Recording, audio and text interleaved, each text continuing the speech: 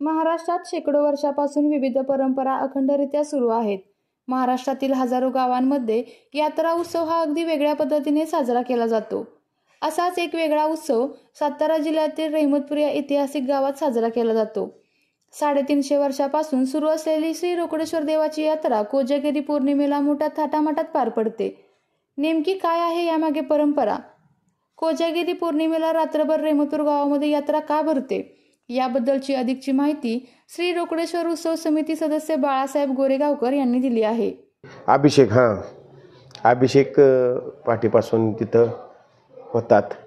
त्यानंतर दिवसभर या विभागातील जे नागरिक असतात आणि या विभागातून सासरी गेलेल्या आमच्या भगिनी आवर्जून आजच्या दिवशी इथं येतात आणि सर्वजण भक्तिभावानं या मंदिरामध्ये दर्शन घेतात. हा रोकडेश्वर म्हणजे रोकडा रोकडी नवसाला पावणारा मानला जातो. या ठिकाणी पारंपरिक आणि आधुनिक वाद्यांचा या ठिकाणी कुठेही तुम्हाला सहभाग या छबिन्यामध्ये दिसणार नाही. लाइटिंग हे महत्त्वाचा मानला जाणारा हा सहभागाचा ह्या यात्रेमधील महत्त्वाचा सहभागाचा विषय आहे. त्यानंतर वाद्य म्हटलं तर आम्ही अलीकडच्या काळामध्ये केरळ राज्यातील चेंडा म्युझिक हा एक प्रकार ह्या महाराष्ट्रामध्ये लोकांना समजून यावा म्हणून तो सुरू केलेला आहे. त्याबरोबर गजी वाद्य, त्यानंतर नाशिक ढोल, संबळवाद्य, हलगी, महाराष्ट्राची लोकधारा, सांस्कृतिक कार्यक्रम, खिद्रापूरचं करंढोल हे एक वाद्याचा एक फार जुना करंढोलाचा तो कार्यक्रम या ठिकाणी सादर केला जातो. भारुड असतं. राष्ट्रीय पातळीवरती या जिल्ह्यातील वाई सातारा विभागातील जी मुलं मलकाम खेळतात, हा दोरीवरचा मलकाम या ठिकाणी एक पारंपरिक एक जुन्या मर्दानी खेळाचा भाग म्हणून या ठिकाणी या छबिन्याच्या निमित्ताने आम्ही इथं आयोजित करतो. त्याचं दांडपट्टा आणि असे अनेक हे सांस्कृतिक कार्यक्रम या ठिकाणी सादर केले जातात. तसेच जी आमची पालखी साधारण 11:30-12च्या दरम्यान मंदिरातून बाहेर येते, त्या हत्तीला त्या पालखीच्यामध्ये आमचा रोकडेश्वर असतो. त्याला चौरीनं वारं घालण्याचा हा महत्त्वाचा भाग या ठिकाणी असतो आणि तो हत्ती या ठिकाणी चौरीनं वारं घालतो आणि मगच पालखीचं प्रस्थान होतं. आणि ही पालखी वाजत गाचत रात्रीच्या वेळी भजन करत ही चौकामध्ये असणारा मारुती, त्या मारुतीच्या मंदिराच्या चारही दिशेला आरत्या होऊन ती पालखी परत सकाळी 7पर्यंत पुन्हा एकदा मंदिरामध्ये प्रवेश करते. त्यानंतर या ठिकाणी जे लिंबू असतं त्या मानाच्या लिंबाचा आणि जो हार असतो फुलांचा त्याचे या ठिकाणी लिलाव घेतले जातात. अशा पद्धतीनं साधारण 9 ते 10च्या दरम्यान हा दिनक्रम या यात्रेचा जो दिवस असतो हा या लिलावाच्या कार्यक्रमानंतर आणि त्याचबरोबर त्या ठिकाणी नवस बोललेले असतात गेल्या वर्षी ते फेडले जातात आणि नवीन मंदिरामध्ये बोलले जातात. आणि अशा पद्धतीनं आता हा छबिन्याचा दिवस संपतो. 350 वर्षापूर्वी या यात्रेचा प्रारंभ झाला. रहमतपूर येथे श्रीमंत रोकडेश्वर देवाची यात्रा ही कोजागिरी पौर्णिमेला संध्याकाळी 7 वाजता सुरू होते आणि पहाटे 7 पर्यंत चालते. यावेळी श्री रोकडेश्वर मंदिराला आकर्षक अशी पुष्प सजावट केली जाते. श्री रोकडेश्वर महाराजांची विविध आभूषणे विभूषित अशी राजेशाही थाटात सुंदर पूजेनंतर पालखी बांधली जाते. संध्याकाळी 7 वाजता श्री रोकडेश्वर महाराजांचा उत्सव खऱ्या अर्थाने सुरुवात होते. या उत्सवात केरळ येथील दक्षिणात्य वाद्य पथक, खिद्रापूर जिल्हा, कोल्हापूर येथील लक्ष्मी वाद्य पथक, मान तालुक्यातील सनई डफडी वाद्य पथक, श्री ज्योतिबा मर्दानी खेळ पथक, धनगरी गजी पथक, सबळ वाद्य पथक नाशिक, बाजा हलगी पथक पुसेसावळी येथील शाहीर हेप्ती भेदकी पार्टी, भारुड सिंग वादक तसेच इतर विविध सांस्कृतिक आणि वाद्य पथकांची कला या श्री रोकडेश्वर महाराजांच्या पालखी सोहळ्यात पाहायला मिळतात.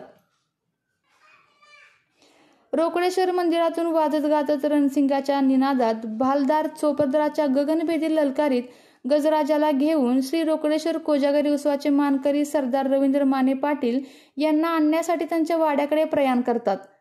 श्रींची स्वारी ग्राम प्रदक्षिणेला निघते त्यावेळी हत्तीवर बसून मानकरी श्री रोकडेश्वर मंदिर येथे येतात. पालखीवर गुलाबाची उधळण केल्यानंतर पालखी सोहळ्यात सुरुवात झाली असे समजले जाते. श्रींची पालखी मंदिराच्या बाहेर आल्यानंतर श्रींना गजराज चांदीवर सवारीने मानवंदना करतो आणि पालखी सोहळ्यात सुरुवात होते. अग्रभागी विविध कलापथक वाद्यपथक, त्यानंतर गजराज आणि श्री रोकडेश्वर करंड ढोल भजनी मंडळ असते. त्याचबरोबर गवळणी अभंग, इतर संतांचे अभंग पदपालखी समोर गायली जातात आणि मोठ्या उत्साहात यात्रा पार पडते.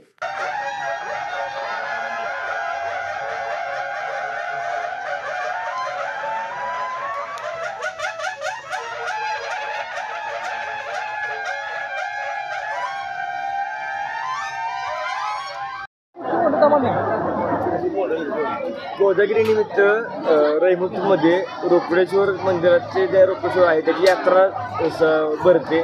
नक्की याची आख्यायिका काय आहे, काय सांगाल? कशा पद्धतीने हा सण सुरुवात किंवा हा यात्रा सुरू झाली? रोकडेश्वर कोजागिरी म्हणजे भक्तीचा, शक्तीचा, शक्ती जागर, मायेचा, ममतेचा, श्रद्धेचा हा उत्सव असतो. ललिता पंचमीला या उत्सवाला आरंभ होतो. 9 कीर्तन होत्यात. हरिभक्त परायण मोठमोठे कीर्तनकार इथं येतात आणि आपली सेवा रोकडेश्वराच्या चरणी अर्पण करतात. पण याची आख्यायिका काय, ह्या कोजागिरी निमित्तच कसा हा यात्रा भरते किंवा याच्याबद्दल काय सांगू शकता? जवळजवळ 350 वर्षापासूनचा हा उत्सव आहे. या उत्सवाला जुन्या जाणत्या लोकांनी अत्यंत कष्टानं, भक्तीनं, श्रद्धेनं हा उत्सव सुरू केला. या उत्सवामध्ये करण ढोलाच्या भजनाचं महात्म्य मोठं आहे. करण, ढोल, भजन आणि राधाकृष्ण स्वामींनी रचलेली भजनं गायली जातात. बुवांना या कीर्तनाला नेताना करण ढोलाच्या भजनातून 2 रांगा करून मधनं बुवा चालत असतात. कोजागिरी पौर्णिमा हा उत्सवातला महत्त्वाचा दिवस, मुख्य दिवस. या दिवशी सकाळपासून मंदिरामध्ये अभिषेक केले जातात. मंदिराची सजावट पाना फुलांनी केली जाते. विद्युत रोषणाई केली जाते. त्यावेळेला श्रीची स्वारी ग्राम प्रदक्षिणेला निघते. त्यावेळेला हत्ती, आरंभी त्या रोकडेश्वराला अभिवादन करतो आणि नंतर मग करण ढोलाच्या स्वरसरितेच्या लवया जाम्यासह हा श्री रोकडेश्वर मार्गक्रमण करत असतात. मार्गक्रमण करत असताना करण ढोलाचं भजन, गुलालाचा गंध, वेगवेगळे ग्रामीण खेळ, दांडपट्टा, मलखांब, कुस्त्या, लेझिम यासारखे खेळ जागोजागी चालत असतात. लांब लांबहून इथं व्यापारी येतात, आपली दुकानं थाटतात. 100च्या वर दुकानं इथं आलेली असतात. त्यामध्ये विविध प्रकारच्या वस्तू भाविक विकत घेतात आणि त्यांना सहकार्य करत असतात. ज्या वेळेला श्रींची स्वारी मंदिरात परत येते त्यावेळेला मानकऱ्यांना श्रीफळ देऊन त्यांचा गौरव केला जातो. त्यानंतर ज्यांनी नवस केलेले असतात आणि ते सफल झालेले असतात ते नवस या ठिकाणी पूर्ण करतात आणि नवीन नवस करतात. नवसानंतर श्रींनी परिधान केलेले फुलांचे हार याचा लिलाव होतो. हा फुलांचा हारांचा लिलाव असतो, तो कित्येक हजार रुपये होतो. नंतर श्रींच्या हातामध्ये एक लिंबू असतं, 3 धारी लिंबू असतं, त्या लिंबूचा सुद्धा लिलाव केला जातो. त्या लिलावाची रक्कम 20,000, 25,000, 31,000 इथपर्यंत जाते आणि लोक अत्यंत श्रद्धेनं ते लिंबू लिलावामध्ये घेत असतात. त्यांना वर्षभर त्याचं चांगलं फळ मिळतं. श्रद्धेचा हा सोहळा आहे. हा जो संपूर्ण कार्यक्रम असतो याचा मार्ग कुठूनपासून ते कुठूनपर्यंत असतो? उत्सवाचा श्रींची जी मिरवणूक निघते ती रोकडेश्वर मंदिरापासून बाजारपेठेतल्या मंदिराला प्रदक्षिणा घालून परत येते. आणि हा जो उत्सव आहे किंवा ही जी यात्रा आहे, या यात्रेचा मान नक्की कोणाला असतो? या यात्रेचा मान 2 माणसांना आहे. एक गोरेगावकर कुटुंब, सध्या बाळासाहेब गोरेगावकर, आणि दुसरे गावचे पाटील, रवींद्र पाटील. हे हत्तीवरून येतात आणि पालखीतल्या रोकडेश्वराची पूजा करून नंतर ते पालखी उचलतात. त्यांना आणि मानकऱ्यांना हा मान आहे. आपल्या तालुक्यातील जिल्ह्यातील बातम्या सर्वप्रथम पाहण्यासाठी आजच सातारा न्यूजला YouTube चॅनलवर सबस्क्राईब करा, लाईक करा, शेअर करा आणि बेल आयकॉन प्रेस करायला विसरू नका.